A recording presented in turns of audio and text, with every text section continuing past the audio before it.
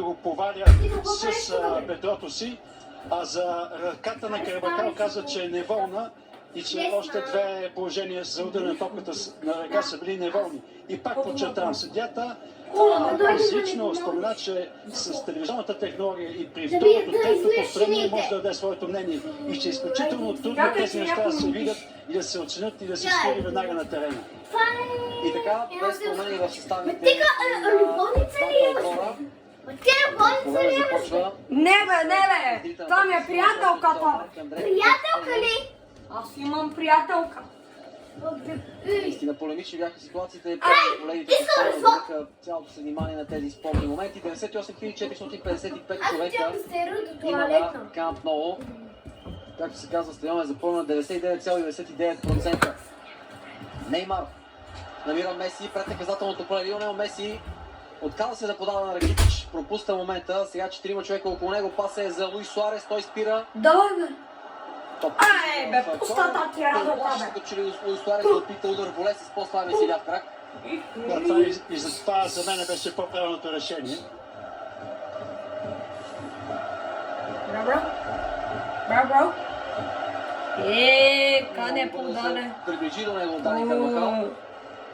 Скапаната му работа. Като че ли запалените фенове на Барселона са зад вратата на Кейлор Навас.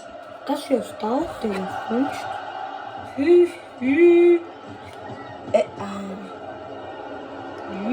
Странно изпълнение на корнера с почти по тревата. Сега нарушение на Суарес срещу Тук очилата им мръсни. Чакай, седна на диванчето.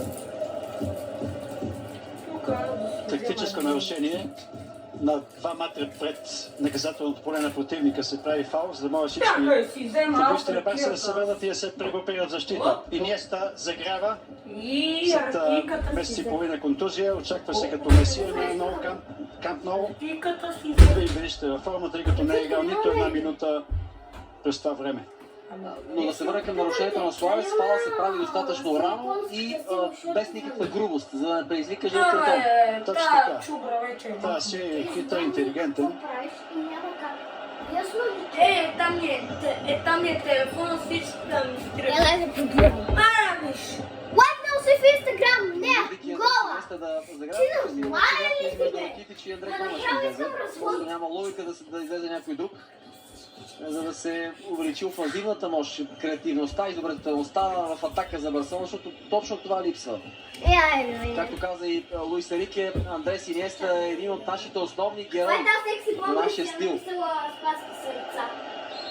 Засада. Много добре бяха изтеглили и Пике и Масчерано.